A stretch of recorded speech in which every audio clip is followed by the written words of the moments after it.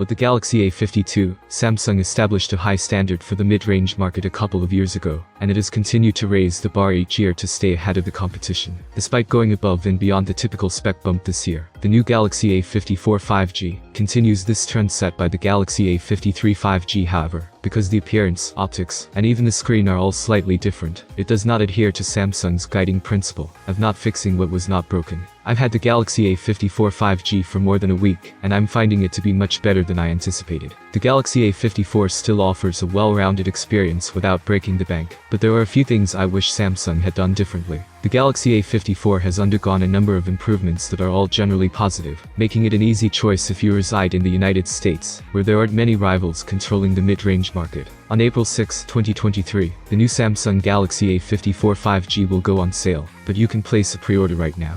The Galaxy A54 5G costs $450, just like its predecessors did, but pre-ordering it can save you up to $250 if you have an old phone to trade in.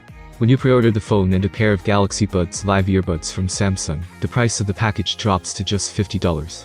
The appearance of Samsung's Galaxy A54 5G is where all the differences between it and the previous model begin. From the back, the new phone now resembles Samsung's newest Galaxy S23 lineup. Additionally, the company did away with the camera island from the Galaxy A53 in favor of a simpler appearance, with 3 distinct lenses sticking out from the back. When I first saw the renders, I wasn't a huge fan, but over time, I started to like it.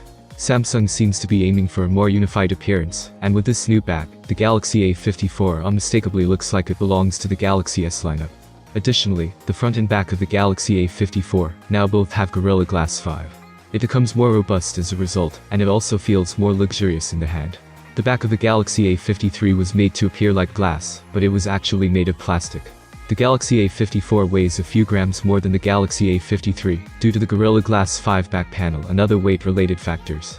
The Galaxy A54 has a nice fit and finish overall, and a glossy back and matte frame give it an iPhone-like premium feel.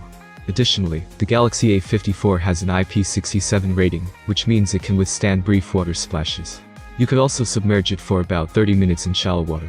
The 6.4-inch OLED display on the Galaxy A54 has a 120Hz refresh rate. Similar to its predecessor, it has a 1080p resolution, but the new display is brighter. The Galaxy A53's poor outdoor visibility was one of the most common complaints, so it's encouraging to see Samsung address it by increasing the maximum brightness from 800 nits to 1000 nits. Overall, the panel has a rich and vibrant appearance, and a quick refresh rate of 120Hz keeps everything looking smooth at all times. Additionally, you receive an in-display fingerprint scanner that authenticates your fingerprints quickly. For its Galaxy A series phones in the United States, Samsung is once more using an Exynos processor, specifically, an Exynos 1380 processor, as opposed to the Exynos 1280 processor we saw inside the Galaxy A53.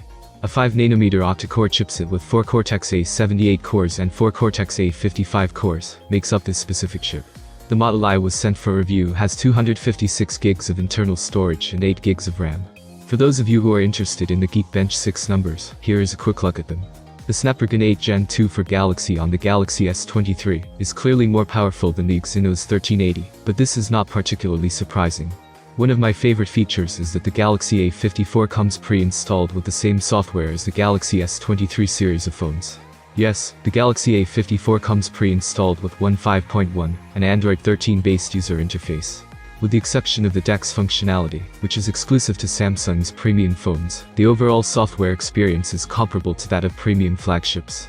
When compared to the Galaxy A54's predecessor, the latter device offers a different set of optics that, at first glance, appear to be inferior. Instead of a quadruple camera system at the back, you now get a triple camera setup. It has a 50 megapixels main camera with an f1.8 aperture, along with a 12 megapixels ultra-wide and a 5 megapixels macro sensor. This may appear to be worse than the 64 megapixels f1.8 standard wide sensor from the phone from the previous year, but there is less of a chance that this will be the case.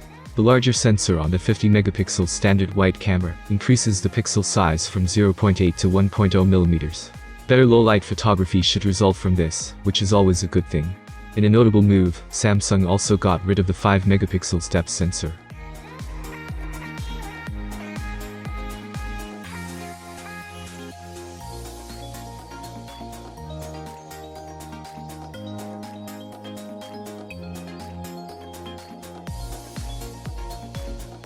The Galaxy A54's 5000 mAh battery is the same as that of its predecessor, because Samsung hasn't changed it. Even with the refresh rate set to 120Hz, I was still able to use this phone for more than a day. When I'm not running benchmarks or playing games non-stop for testing, I consider myself a moderate user, and I was finishing each day with almost 50% of the battery left over for the next.